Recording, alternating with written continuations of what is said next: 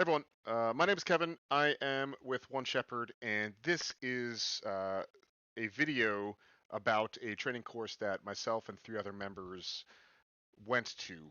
Um, you'll note that there's only me on the call. That's because I am terrible at computers, and even though I had a four-person call lined up, I forgot to press the record button until about 10 to 15 minutes into the call. What I'm going to do by myself is I'm going to kind of cover the topics that we talked about, give some context to the individuals, the classes, and then once we get to that kind of chronological point where the call starts recording, I'll go into the actual video demonstration. Um, all in all, what I'll do is I will switch here. This is, I guess, CR2SS. They are a training company that does training. They have expert instructors, and one of the courses that was organized by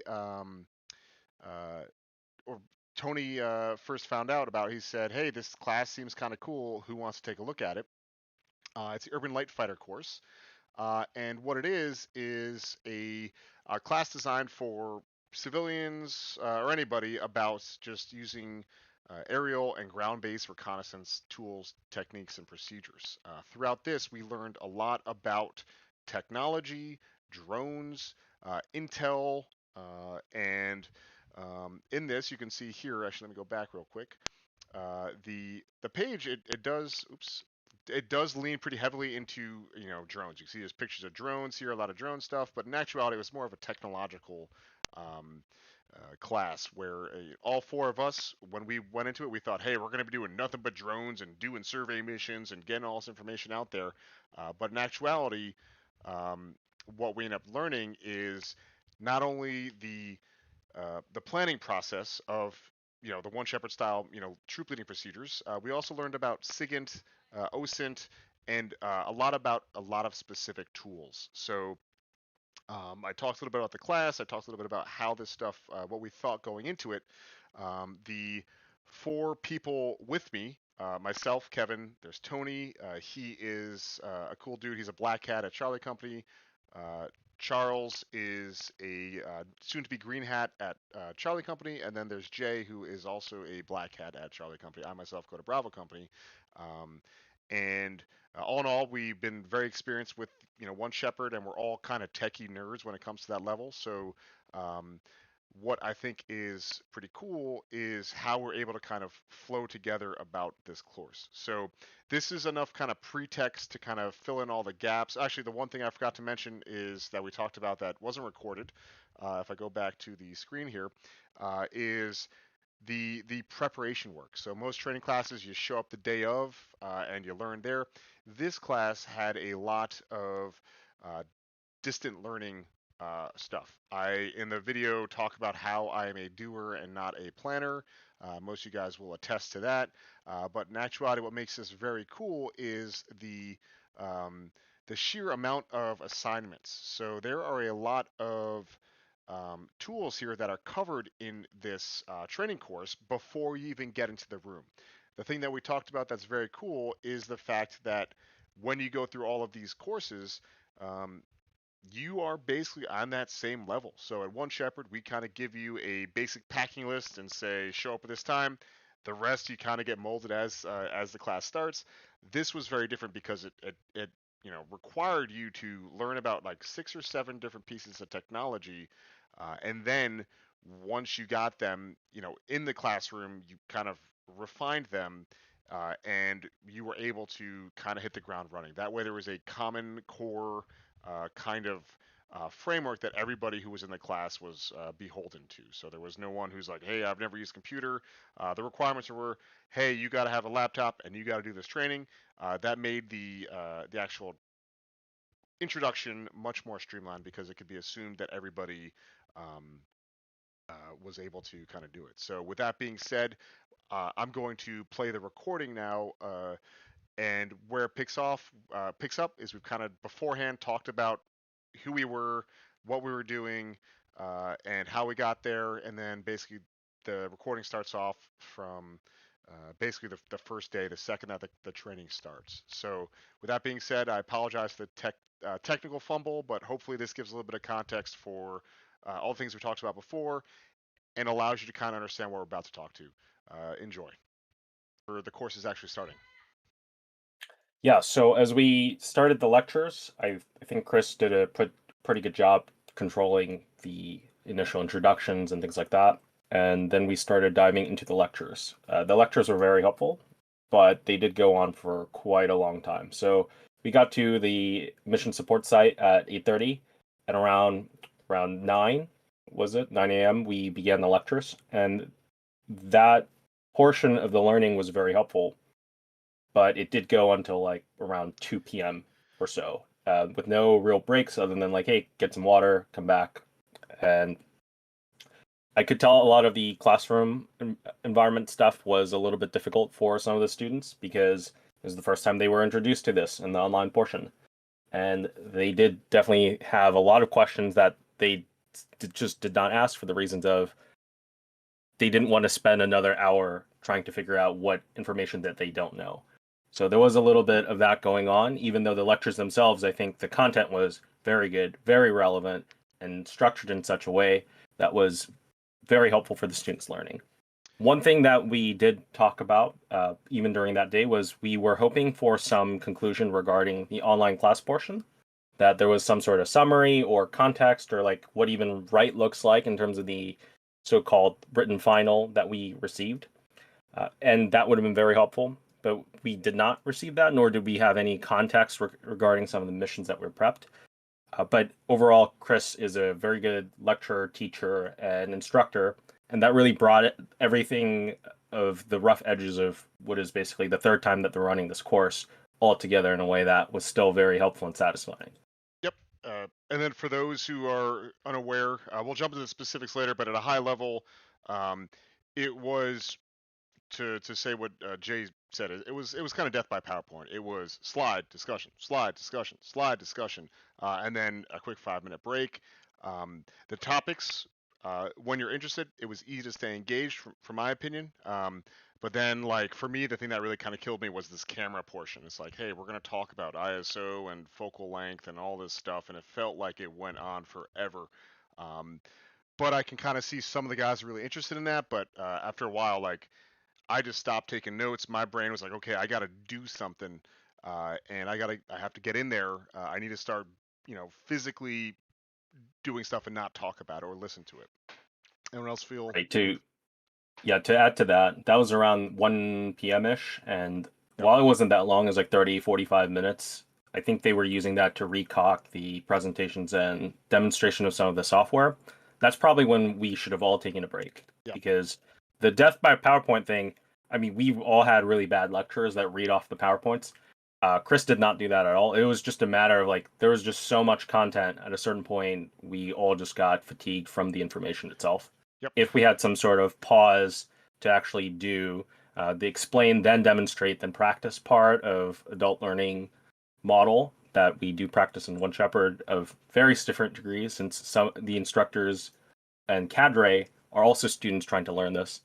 We've seen that both work and fail to some degree. The issue that I think we all had was just the length of it without having a demonstration or practice, which, as we're going to talk about later in the course, did make up for a lot of that we faced regarding lectures. Yeah, and the thing that I even kind of gave feedback during the class, or maybe in the AAR of the whole class, was like the one thing that I found severely missing was we never got the why is this important. Like we initially, and we'll talk more about this later, but we got an op board of like, hey, loosely, here's what the mission is going to be, and then here's the software, here's this, here's this, here's this. But I was never able to really piece anything together in a cohesive narrative. So I was able to say, like, okay, I really need to focus in on this. This I don't need to focus in on, but it was just like, here's the thing, and then here's more things, and I was internally never able to really kind of prioritize any of that stuff. And I think going back to what you said, Jay, is that model of like, hey, we're going to do it, we're going to talk about a thing, then we're going to do the thing. It kind of inherently allows that to regulate itself because you can do it and then you can kind of understand your comfort level. But when it's like, here's the thing, here's the thing, here's the thing, here's the thing, then we're going to do all the things, it is impossible to kind of retain all that information. Right. Well, one thing I did want to cover regarding for the viewer. So I would say that the four primary pieces of software that we used, just for them to have an understanding of it, were Yep. all very much map based. They all shared files within each other using KML, keyhole markup language.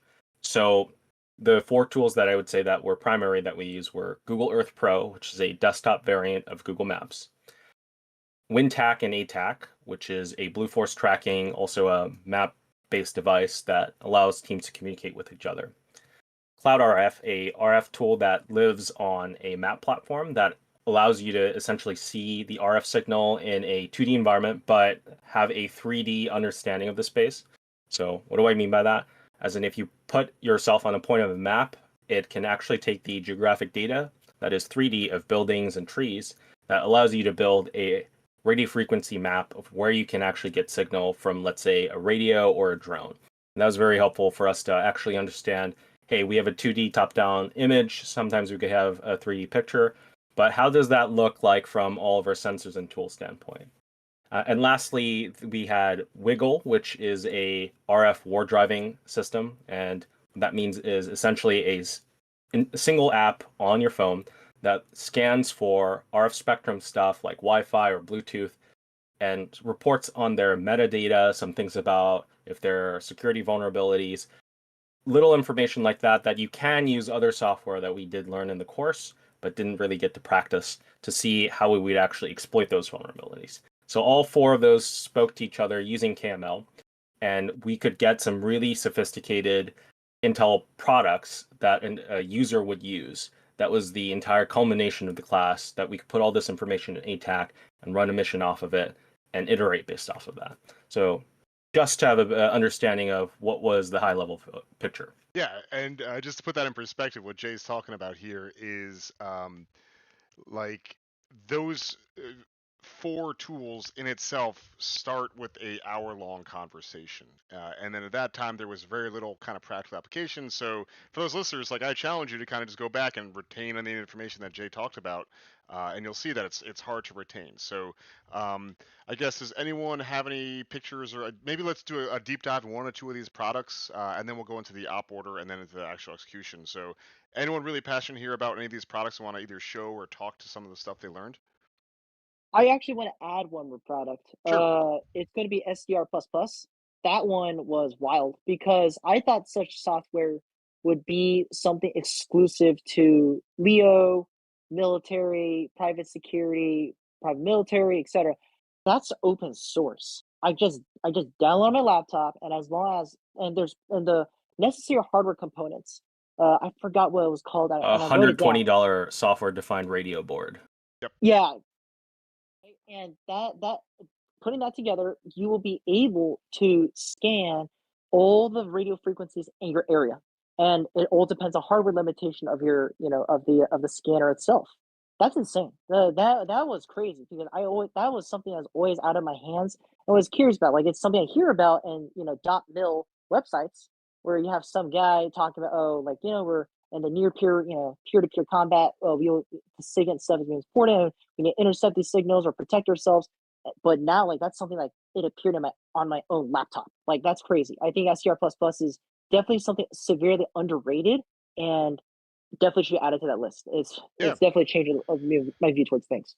Yeah. So I mean, and the cool thing about it was, all of these products, all these bits of software, not any of us was super experienced in any of them. So the cool thing was, is once we started getting to the practical application side, it was we were all on the struggle bus together. And that's when, when peers and you're struggling together and you have cadre who can kind of help. It really is easy to learn very quickly there. So absolutely, really good feedback there, Charles. So what I would love to do now, I guess, if anyone wants to show anything off, I will.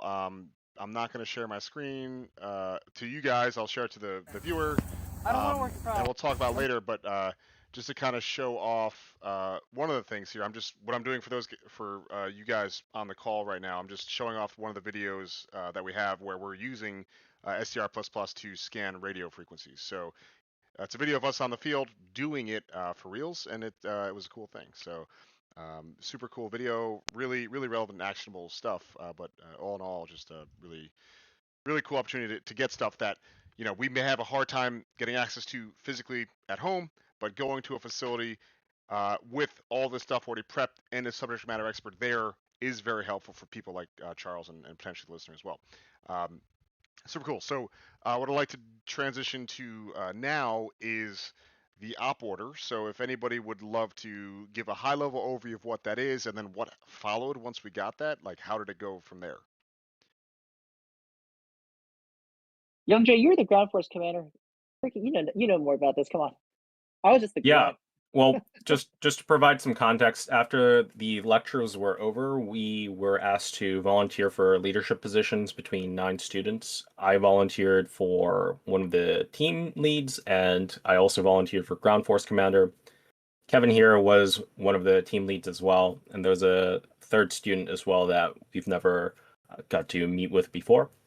I think one commentary I did want to make is it would have been great to have some sort of class discussion available on top of the pre-class worksheet that we basically got, which was extensive and amazingly done. But it would have been helpful if we're going to have student leadership to have an opportunity for all of us to chat. But going beyond that, we got an operational order that was already pre-baked in terms of doing points of interest and for us to actually put into practice what we were doing in terms of the mission. So one thing that I think was a bit of a break was we had an explain, and we got to have a demonstration and practice on the online portion, but we did not have a demonstration in the in-person portion. And essentially we skipped to practice. And as such, we got an op order regarding 3 specific bridges and 5 points of interest, which were basically industrial sites.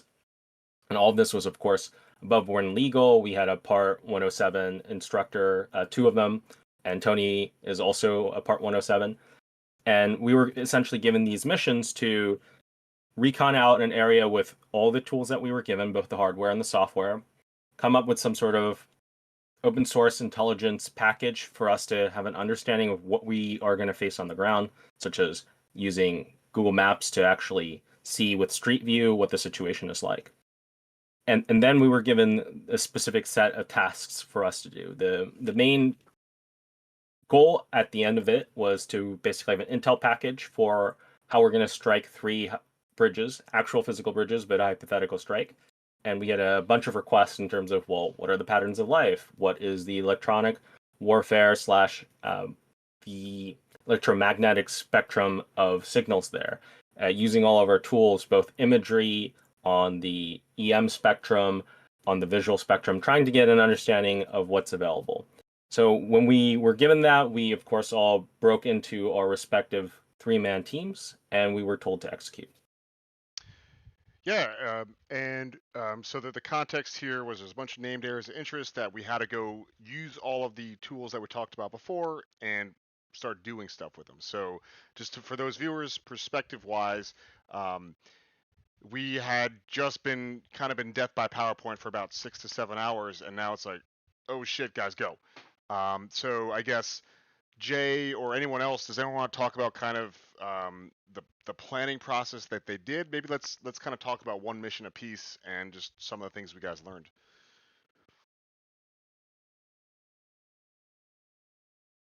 So yeah, yeah. So interesting. So because there was while there were 3 team leads and one for I'm just gonna ground force commander, or we can call it the PL, right? For in one Shepherd terms, the PL. What was interesting is so this ties back to One Shepherd as a whole, right? One Shepherd being a leadership institute at the end of the day. I know it's hard for many. It's a bitter pill for people out there to swallow because they think it's a small unit tactics school. It uses small unit tactics and wargaming, but ultimately it's leadership. What's interesting was how the 3 teams, the cultures were interacting with each other. For example, Young Jay and Kevin were immediately onto it, right? You got Kevin was effective de facto APL, assistant patrol leader, right? Sorry for the acronyms for those people who don't know. I'll be using that a lot by accident. Uh, and Young Jay was trying to create that timeline, the backwards planning, right? Create that timeline, what we need to do, trying to sort out which team should hit which. what roles they should play, because there's, besides the MSS, which is the mission support site, there's also two other teams, which is the ground team and the air team. Air team flies the commercial drones and figure out like the spot sites they need to launch and land in. And there's the ground team, which effectively recons out those sites, and also the NAI, the named area of interest, as a whole. So I thought it was interesting how the One Shepherd guys immediately took charge. We had two other dudes who came from really illustrious backgrounds in the military. One was former, I'm not going to go too deep into it. One was a former British SOF. The other one was possibly, another one was in the US military, also special operations capable. So, and yet we were, I know they were part of Young Jay's team, and they blended seamlessly with the team. It was very easy for them to work together.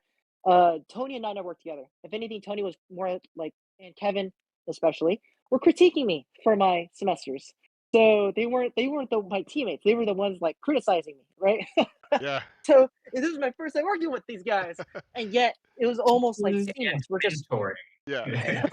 No pressure, Charles. No pressure. no pressure, no pressure. Yeah. So it was seamless. Like we're all working together almost instantaneously. Unfortunately, I have to call the other team out. They were quiet. It was hard for them. And the best part is I think they know each other. They were friends, because when we were assigning teams, they immediately got together and said, we're going to be together. Yep. And it was hard for them to work with the rest of us. Yet for us, we barely know each other, and we're able to work together. I think that was an interesting thing I noted immediately right at the first hour of planning and preparation. It was the seamlessness. The guys who went through One Shepherd training or guys who went through the military were able to work together very effectively, while the guys who never been through such training and just did the flat range, yeah brother kind of thing, like they were much harder to work with. So even though they mostly in their heads, and honestly, I think all of us went through it, thought we would do so well, we'll kick ass, and I mean, I had a poor impression. there's some stuff in there that I wanted to I'd love to unpack. So my the original question was like, hey, let's talk through a mission, but I think Charles, you kind of went in a different way that I do think is very relevant here. Is like how One Shepherd kind of helps people succeed in situations like that. None of us knew what we're doing. None of us know what their what the expectations were. But if there's one thing I learned from One Shepherd is it's okay to fail, and failure is fun. When you screw stuff up, you learn more than if you don't. So when the call came out for who wants to be a team lead, I just stupidly was like, I'll do it. I don't know, and because I did that, because of working One Shepherd, it was easy for me to kind of be okay with failing, and I learned a lot because of that. But I guess now segueing off of that, anyone have anything else that they can kind of apply for their One Shepherd mentality, the experience they have with One Shepherd, to kind of the planning phase before we start stepping off on a mission? Yeah, well, I did want to praise you, Kevin, because I immediately asked you regarding like, hey, can you take care of the APL related things, which was the inventory and the issuance of equipment. And I know that's a frustrating task to do because I've done it many, many times, and so have you. Yeah. And you took that and you owned it, which I really appreciated. Yeah, that's really a good point there. Is like once you know what the team is and who's doing what, the one phrase from a One Shepherd guy is find work. Each one of us found stuff to do that can contribute to the goal. I knew there's a table full of crap over there, and I knew that we had a lot of requirements to do it, and we had no count of what it is. So I just did stupid stuff. We have 5 radios, 2 UAVs, this stuff, that stuff, and then just gave it to Jay to kind of figure out, which is, it's not immediately doing anything, but it does help in the long term. So that's one of the things that One Shepherd taught me is like, in the absence of orders, find stuff to do and just let people know you're doing it. That's one thing I wanted to mention just for people interested in attending the class. There was an aspect of there was another 3-man team that was supposed to show up. They did not, and there was not very good comms regarding it, which did throw off the instructor's plans. On top of that, though, it was very satisfying to the ego when, after I asked you, Kevin, to do that, and one of the other team leads to take care of, like, hey, let's coordinate the rest cycles, Chris Rance came up and told me, hey, you should delegate out those tasks. And, of course, I didn't want to be the one saying, like, haha, I already did it, but I nodded and said thank you. but it was very validating to see that mindset was very helpful and already on top of the stuff that a experienced 18-year veteran of SOF would be recommending to a leader to do. So that framework was very helpful. Yeah, definitely. And I guess what I'll do, I'll segue from that into the actual preparation and execution. So once we got the app board, we found our we started prepping our handiwork, learning about whatever software we could, and then we basically had kind of a formula to fill out to get approved, so that we presumably didn't just go wander off in the woods in the wrong direction. But basically, there was kind of a couple templates we had to do. There was one for I think it was a task card, where basically it's a like a couple of questions you answer, you send to either the ground force commander, which is UJ, or one of the cadre for them to say, yes, this is a good enough mission. Then there was something else, Tony, that you made like 3 or 4 of throughout the weekend. What were those, and what do they entail? Yeah, so it was a scheme of maneuver. So it was kind of what route are you taking, roughly how long is it going to take to execute, who's doing what once you get there. We kind of provided like a broad overview to the ground force commander of like what this team is going to be doing, how long it should be taking. It kind of served to sort of tie it into the One Shepherd stuff a little bit as think of it like a sector sketch and a Gatwa at the same time. Like it filled both of those purposes. It gave leadership kind of the here's where I'm going, what I'm doing, what I'm going to do if I get found, how long I should be gone, when I should be coming back, that kind of a thing. But then also kind of with words painted the picture of the route I'm going to be taking, the checkpoints that I should be calling in at, the phase lines, so you know when I'm passing, so that similar to a sector sketch, when the ground force commander goes to make his big picture of the whole operating area, he has an idea of, okay, I've got teams here doing this, teams here doing that, teams there doing that, here are my gaps, and can fill in and plan accordingly. Yeah, and from that, it was from my perspective, immediate task saturation. Having to delegate those, build those, and then also prep a bunch of hardware and software that you had no idea how to use. I felt like a One Shepherd Warrior Basic all over again, where it's just like you're a toolbox falling down a flight of stairs, and it's pure chaos. I remember running down the hallway carrying like 4 radios in one hand and like having a drone in another, and like, hey guys, help me out. So it is absolutely task saturation. What I'll do is I guess I'll kind of walk us through the first mission, then the first mission we did, and then I guess Jay, maybe if you want to talk through one of the ones you did, then we can kind of, since just we got about maybe 25 minutes to go, we can kind of go to the next kind of phase. But essentially, our first task was twofold. There was a bridge to kind of look at to figure out, as much information as with possible. Is one of you streaming right now? Yeah. Okay, that's you, Tony. Um, and I'll click that so we can see it. Tony, what are you sharing real quick? I was just throwing up the scheme of maneuver template real quick. Just wasn't trying to take Oh, away from your conversation. Just had it up in case someone was curious. cool, awesome. I will stop watching and I'll talk through. So we had to fill out all those forms. We had to start briefing everybody how to prep, test, understand the equipment. Our objective, we had two. Our plan was originally to kind of take a look at a paper mill and a bridge. We filled out the required paperwork. We kind of figured out what kind of hardware we're going to need and how we were going to accomplish it. And I guess Charles or Tony, I guess you guys want to walk through the first kind of phase of it and what we did and what you guys learned? Before that, I just wanted to mention, after we were given the op order, my commander's intent slash the painting the picture was our main goal was, of course, the bridges, because that's our primary mission. But as a high level picture, I wanted 2 runs in by midnight.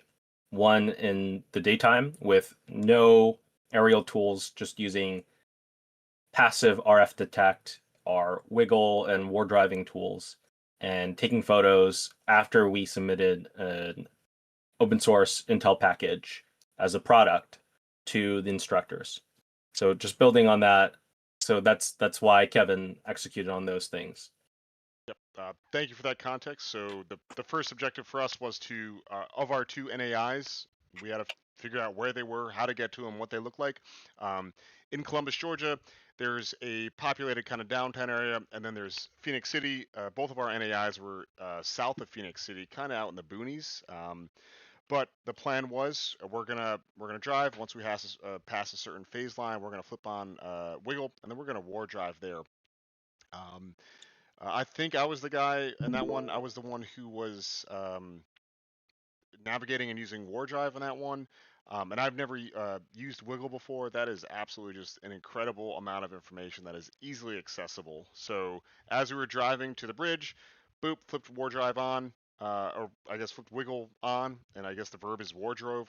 And as we're driving, it's picking up all of these bits of information about, who, who's got the Wi-Fi, where is anything, where Bluetooth hotspots are. All of this kind of stuff was incredible, and it could be done passively. So push the button and then drive, and then do it. So essentially, I'll talk to the bridge, and then I'll let someone else kind of take over from when we get to the bridge. So we're driving down the road. I guess Tony, I'm looking at your screen now. We just follow the road south, get to the bridge. Charles in the back is taking photos of the bridge from multiple angles. As we're driving, I am monitoring war drive and or wiggle and looking at the navigation. That's our bridge. We ultimately get to, on the screen right there, we get to NAI 8. That was the planned location, and the intent was to kind of get a good eye on it, as well as any other relevant information. Get eye on the bridge from that location and see if there's any good launch sites. We got in the vehicle. The cool thing I thought was pretty one shepherd is we kind of briefed as a car, like, hey, you do that, you do that, you do that. The second the car stops, we're all going in different directions. I checked the railroad to see. It looked, as we were driving, it looked like the railroad was not in use anymore. So I went to go verify that it was or wasn't. It wasn't. Tony and Charles, why don't you guys talk through what you did and how it went for you once you get out of the vehicle? I guess I can go for this one, Tony, if you don't mind. For sure. So once we got out of the vehicle, I actually want to actually bring us some information beforehand. So we were the ground team, and I actually was looking through my notes because on that night when we got back to our hotels, I immediately started writing essentially like almost like a mini diary of what we did. Uh, this is credits to the guy named Don. I'm not going to give the last name because he did that amazing. So I got that from him. And I was looking through it. What happened was that we were the ground team. We were meant to bring SIGINT equipment with us. Tony and I both went through the SDR rapid tutorial under the guidance of the head under Rance. Awesome, great beneficial. We started getting it functional, and then for some reason, so after we tested the device on our laptops, we were meant to bring that with us, so that we could figure out the signal reception over there, what frequencies can go through, what frequencies can't, because we're effectively also check out the airlift launch site, the potential launch site. Can it be possible? Can we fly drones over here? Well, unfortunate part. Sorry, Kevin, I'm gonna have to throw you a little bit under the bus for this one. I was reading through it. I think you gave away SDR scanner, that scanner, and we received the bad one. My guess is they never told you that was a bad one. It was the third team. By the way, they never told you. So when we were testing it right before 7, I was like, okay, let me test it one more time rapidly to get it to work. It didn't work. We tested Tony's laptop, didn't work. And we're like, oh crap! Like we have a broken down scanner. That's why we're initially, when we got to the ground site, we're initially going to set up a scanner, get our laptops out, immediately scan for all the frequencies in the area, check if it's feasible. That didn't happen because of that snag in the plan. So that's why we weren't able to execute that. When we got off the car, we split off into 3 directions, to 3 known routes. I know Kevin took one, I took one, and Tony took one. We were all trying to find angles of the bridge to take pictures of. We only had our phones with us at a time because because it was pretty, like, we were time restrained pretty intensively. And we were starting to see the sunset. So we're all taking pictures. I know I took some pictures, and then Kevin called out to me like, "Hey," and I think it was Tony who called out to Kevin like, "Hey, like I think got a spot," and then we immediately we went to Tony's position, and I think Tony, you could pick up that because we went to your area. Sure, yeah. So there wasn't really a great place to launch the drone. So to kind of just retouch on that, the purpose of us being there was to figure out where could the air team come in afterwards, launch this drone in order to go get good data on the bridge and create a photo mosaic and a couple of other things. So we needed a good place to launch from. We were also given a left-right limit where, hey, the drone team has to stay legal for the flight, which means they're going to have visual line of sight with the aircraft and all that stuff. So where the road stops, you really wouldn't have been able to execute on that. You also couldn't see the bridge really from where the road stopped, as I recall. So pushed out to the river, bush bashed just a little bit off to the right, and found this great little peninsula. Had a nice opening. You could take a drone off right there. The bridge, you got a great view of the bridge off to your left. You'd have visual line of sight with the aircraft the entire time. You'd be able to photograph both sides of the bridge with the aircraft and still maintain visual line of sight. So it kind of met all of our criteria. Because the other team had the SDR, we weren't really able, or yeah, I think it was the SDR. We weren't really able to look for interference and stuff like that at that point. Later, I did cloud RF both of the two nest sites that we had found to look for any kind of issues with signal strength. This particular site we're speaking about now was good to go. It was all green, which I think we'll probably end up touching about that later. And that was kind of that. I called Kevin over because he's the team lead, so he needs to know, hey, like this might be a viable spot. So called him over, and that was kind of that. Yeah, all in all, though, that was kind of our first step off, and all we were doing was collecting information, just getting stuff, understanding the area, because hypothetically, the people with the drones would be arriving with us, and we need to kind of be able to brief them with a plan or some sort of confidence that things were going to be good to go.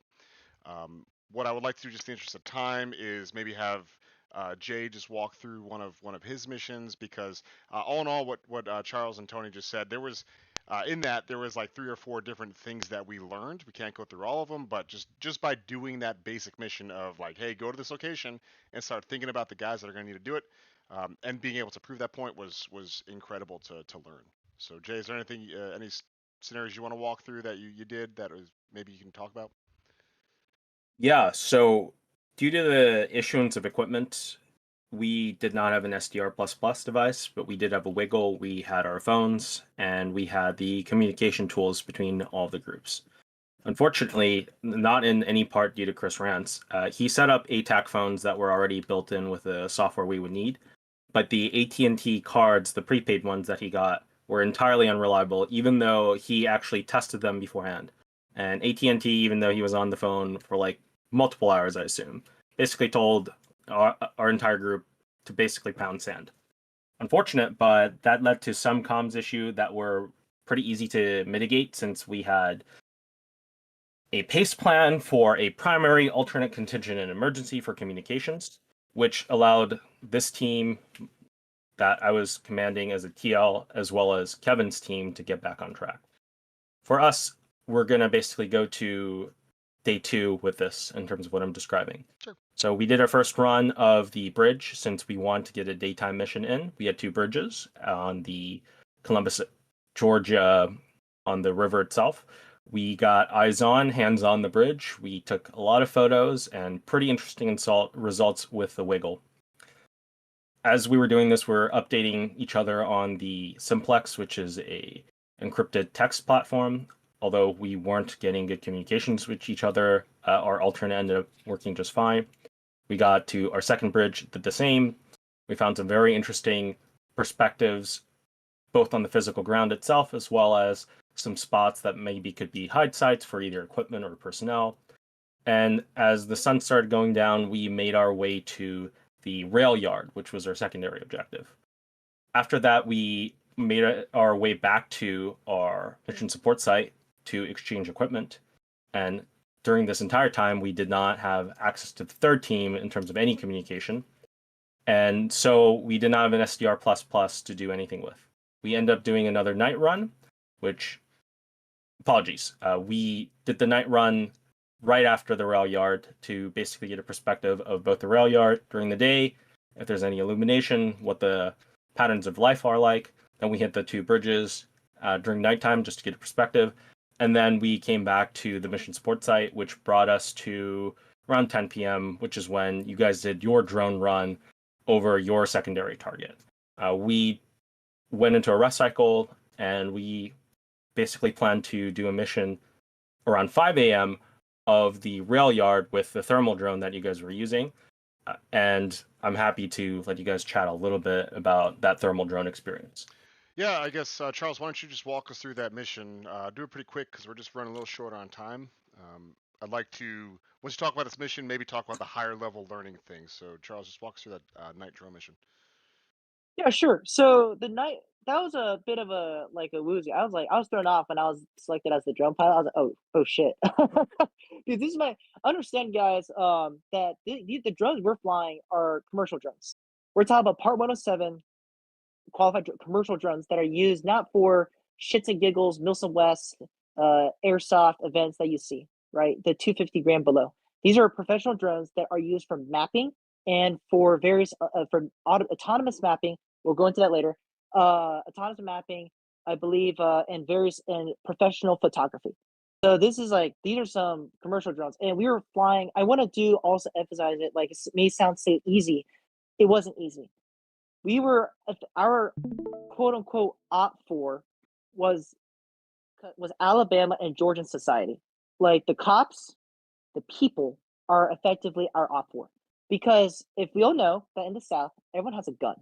And if they see three dudes who don't have the Southern Georgian accent walking around looking old tech bro and carrying their phones and drones, that causes fear, right? And they could call the police. They could get a little bit aggressive. As a matter of fact, I think I think one of your teams got into If we could, Charles, let's get just back on mission. I So, know. I so just this want to is get not a back force onto on it. Yeah. force environment. Yeah. We are out in the civilian Yeah. world, but we are not doing it to kind of like skirt the police. So while that was part of the brief, they are not like realistic factors to kind of be aware here. So let's talk specifically about the mission. We talk about that. Yep. Yeah, that's fine. So it was nonetheless. I still want to bring it up that in regards to how intense it was. First time pilot. Yeah. There were wires, a lot of electric cables. These weren't underground. These were like in the air, and it was at night. We had to deploy it near I think it was a trailer. It was near like a fishing port, and there were people living over there. And we were flying the drone. It was my first time flying.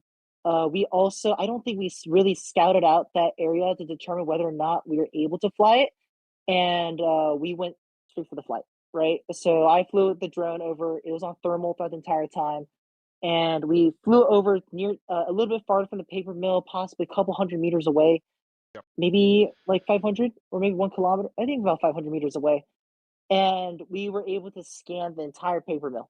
And the paper mill was not an abandoned facility; it was active because we were there during the daytime. We saw cars, we saw smoke coming out of the pipes and stuff like that. We know that it's an active site. I could see it on thermal. Yep. Scanned it left and right. While you're doing that real quick, Charles, sorry. Yeah. Note Tony's confidence with this. He just busted out like 3 or 4 different tools to kind of showcase this. So all in all, you learned, you flew a drone at night, getting eyes on a location, following the law, and not getting harassed by the locals. What I would love to kind of just segue, unless anyone has anything to add, is kind of like just out of respect for time, keeping our hour time limit. Like higher level learning points here. So we did that mission. Charles, you're really passionate about it. Why don't we bring that thought process up to the higher level kind of learning things? What are some of the things that you learned as going to this class, and I guess talk us through some of those. So for me, this is my first time flying these type of drones, and honestly, first time flying in such a pretty stressful environment, right? And I'd say that what I learned is obviously how to fly a commercial drone. Learning these technologies was one of my biggest goals, which I did. And most importantly was another thing I think they asked us in the email was how the teams are organized and how they work. That's why explicit when they ask for leadership, I kind of stay out of it because I wanted to see how it runs. Sorry, y'all, you guys are kind of like the guinea pigs, and I wanted to see how the leadership run. This is something different. Ground Force Commander, Air Team, and MSS. They also have different things. Like yes, we had an op board, but we also had the reconnaissance, the recon assessment framework, the recon task cards, and various other items that I have not seen before. So I wanted to see how that was going to work and how all these technologies, how they synchronize as one. So I learned a lot on that. condensing that, basically, flying drones, getting access to drones you didn't have. You learned a lot about that, and then also seeing, I guess, a team dynamic of air versus ground is kind of something that you learned. Is that correct? And then I guess, is there anything else? I would say it's that, and also how the chain of command works. That was a very interesting thing. That was one thing I really was very curious about ever since I took the online class. Those are the main cores, and those are my main goals, and they all been hit Cool. That's on the first that's night. super exciting, I guess. Tony, what about you? Um, for me, like it was a lot of the different tools and tech, and then the workflows of doing urban reconnaissance in a distributed manner, like where the team may not actually be physically co-located or interacting with each other. Because if you're doing everything perfect, like the ground team may never actually meet the air team, kind of a thing, which is pretty interesting. I had done reconnaissance in the military, and I'm familiar with the drone stuff from my professional life. So all the different tech tools and the OSINT tools were really the more new thing, the more interesting thing, and then doing reconnaissance in an urban environment, because everything I'd done on the military side was fairly rural, um, and B, like doing reconnaissance not just in an urban environment but in a distributed fashion, because again, like generally speaking, with the drone stuff and the stuff I had done in the military, your entire reconnaissance element is kind of together. Like, so it was really interesting learning about the best practices, and here's how you would encrypt these files and send these files and sort of sanitize your space and set up fail safes if in case someone had been jammed up or caught or whatever. It was super interesting. It was more spook type stuff, like I mean, honestly, it was kind of like a nation state intelligence gathering esque. Super interesting. Yeah, I mean, that's very valid. It's just doing things distributedly is in itself something very unique, and I agree, because like at One Shepherd, most of the time you're always kind of together, or you're doing a brief together, then you go step off on mission. Here, you're absolutely right. Like, you could be doing something and never see the other people you're working with, which is kind of unique. Jay, what about you? Yeah, so one of the things that we asked for when we ran our day two first mission was we got together with the other the third team, and we briefed at a Waffle House, basically our mission, as they were going to be our ground team to support the mission that we're going to run as an air team. So even though we did the reconnaissance ourselves, they were going to be the ground force team to make sure that, hey, did the situation change? Is there law enforcement? Is there a trade show for some reason, so that we can't run the mission without compromising ourselves? And that's when we actually asked Chris Rant specifically to revise this, because we wanted the demonstrate and the practice part to be done together, which led us to change gears. And I'm happy to talk about that if you want to transition to day two. If you want to, just be advised we are running a little short on time, so I guess maybe if you can give us a abridged version. So you mentioned specifically about the demonstrate and then execute format. How is that different than what happened previously, and how did it affect your plan? Yeah, so the main issue I think we had was our teams worked well together, but the third team, we had difficulties getting comms. There was a difficulty trying to figure out what the expectations were regarding exchange of information as well as equipment. They did accomplish the mission of getting the scheme of maneuver for the sites of the NAI sites that they were tasked to do. But we did not have somebody actually show us what right looks like. And so when the ground team went in, they took around an hour to get some of the communications back and forth. And then we had a Chris Rance led mission in terms of a planning. And what ended up happening was significantly different. The ground team would go in after a planned mission, and in 20 minutes, we would have an understanding of what the situation going on was. And then we ran a mission with 2 teams at a time, culminating with third run with 3 teams at a time. So the first 2 runs, everybody had a chance to do a ground team and air team. The ground team would go in. We would have a pre-defined objective rally point that is not near the site, but not at the site itself. both the ground team and air team would go there. The ground team would actually go on objective, confirm all the things that we just talked about, and then the air team would run their mission. And we could get in and out within 20 minutes of us stepping off, getting all the information, running the drone, and having multiple photos on top of the target that we can assemble together in a different piece of software. And so we went from going, okay, we know what we have to do, and even though the orders were there clearly, we could execute all of those and make the mission go lightning fast. And that was very impressive. Yeah, definitely. I think the rapid iteration of like seeing how like I use this phrase a lot at work is you don't have to know what right looks like, but you do have to know what wrong looks like. And it sounds like things weren't going right, so you knew that was wrong, and you said, "Hey, someone show me what this is." And then my takeaway from what you said is you're able to rapidly iterate through missions there, which is super cool.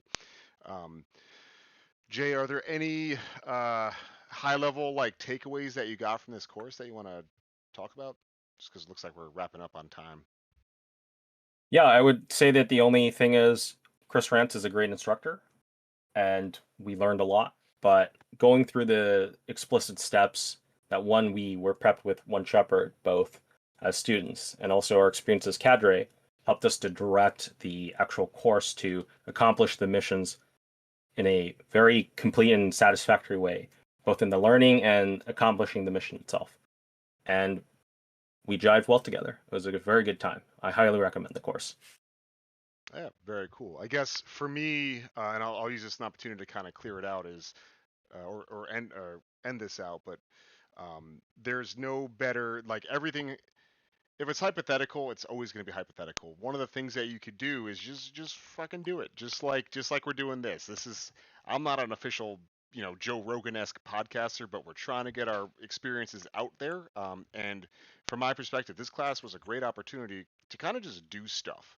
Um, and having subject matter expertise, having someone who knows the hardware, brings the hardware, and is able to at least somewhat confidently talk about the hardware and software makes it a really good environment to kind of fail, in all honesty.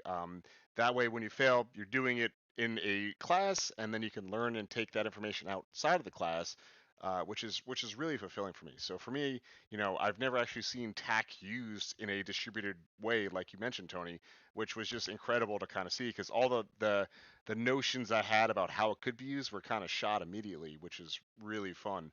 And Well, it how even helped us realize we weren't getting tailed by a local at one point. yeah, exactly. Remember? Just It- absolutely. So just being able to use all these pieces of technology together, like and document that you have this stuff. Like, hey, everyone, I've got all this stuff. Like to me, the takeaway is like this class was super important and relevant and useful, and I definitely got my money's worth. But like, there's nothing from stopping me to be like, hey guys, I've got these two drones. I know ATAC. Who wants to just mess around with it sometimes? Obviously, it's not gonna have the same effect, but that was really my key takeaway. Is just like, if you're not using it, it's atrophying. So we, for technology especially, leveraging and using those skills is fun for me. So with that being said, we are running out on time. I will, I guess, open up the floor to any of you guys if you have anything you want to kind of say or talk about. Maybe end it in 3 minutes or something like that. But anyone have anything else they want to talk about? Quick thing, sorry. So I know some guys on here want to listen to this for a very detailed debrief or AAR of what happened, but unfortunately, like what Kevin said, time limitations, right? So I do want to mention a thing called Tiny SA, TINYSA. It's this device that the air team used to scan for any frequencies that could potentially interfere with the drone team. That's a very underrated piece of equipment that I didn't know. That I didn't know at all. That could be of interest to guys who want to dabble in this type of stuff and want to really elevate their skills, not just in just piloting a drone, but also like understand how drones work in the world of SIGINT. Yeah, and going back to that, we've only scratched the tip of the iceberg of all the things that we've done. So Charles, you've done a good point. You mentioned one thing, but the important thing, I guess, for you as a viewer is note that all four of us have been to this class now, and maybe there's other ways to get this information out there. we reasonably don't, I don't have time to go through a full course debrief. So me just setting an hour out to be like, hey, let's talk about it, and then we'll upload a video. Maybe the four of us can kind of do like a, I don't know, a Discord Q&A or something like that. We're just, hey, let's hop on Discord, let's talk about it, and you got, randos who weren't there could ask questions about it. There's a lot of options, and that goes back to what I was saying about like, don't do hypothetical stuff, just fucking do it. So Charles, it sounds like you have a lot of ideas and things you want to talk about more. Maybe you can kind of just organize some sort of discussion on the One Shepherd Discord where those people get I the love answers. how you did the AER mechanism, didn't you? Assign, when you come to sustains and fixes, and that's one of I could read the you like a book. or the sustain. Yep. Yes. Yeah, but I mean, the intent of this is just like get it documented, get the high level learning points out there so people can kind of review them. But to me, the takeaway is like, there sounds like we didn't get all the information out. We don't have enough time based on what I allocated, so maybe there's more information or ways to get it out there. So with that being said, I am going to stop the recording. Tony, is there anything you want to add to that? I just had a couple quick Sure. closing thoughts. Yep. Just for one, anybody, One Shepherd or anybody, if you're looking for a signals intelligence or open source intelligence class, this was very good. Another thing I'd like to say, because I don't think we really did a good job explaining it, and I'll do it in a sentence. This class was run in the real world. You were out in civilian life in an actual city doing the things. I've only ever done probably one other class that was 7 times more expensive than this one, that did that, and it was absolutely worth the money.